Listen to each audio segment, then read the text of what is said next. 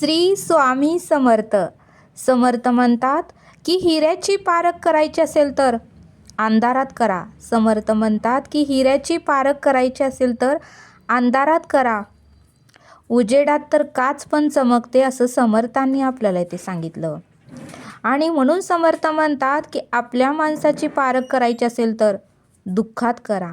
म्हणून समर्थ म्हणतात की आपल्या माणसाची पारख करायची असेल तर दुःखात करा. सुखात आनंदात तर परकीसुद्धा सोबतीला असतात.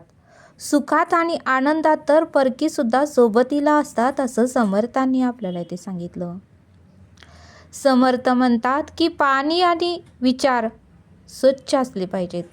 पाणी आणि विचार हे स्वच्छ असले पाहिजेत. खराब पाण्यामुळे माणसाची प्रकृती बिघडते. खराब पाणी पिल्यामुळे माणसाची तब्येत बिघडते. तर खराब विचार केल्यामुळे माणसाचं पूर्ण आयुष्यच बिघडते. तर खराब विचार केल्यामुळे माणसाचे पूर्ण आयुष्य बर्बाद होते.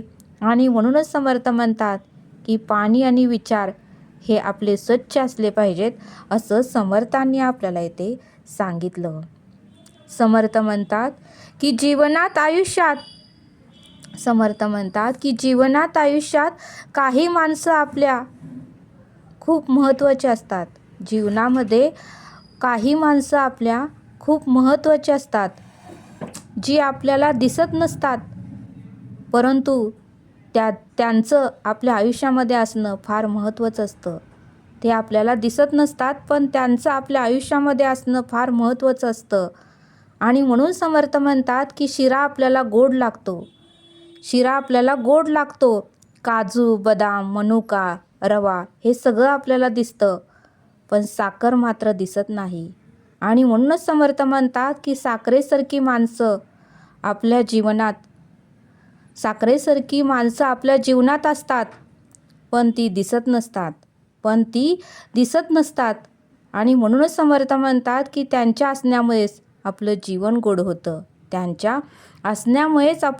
गोड होतं.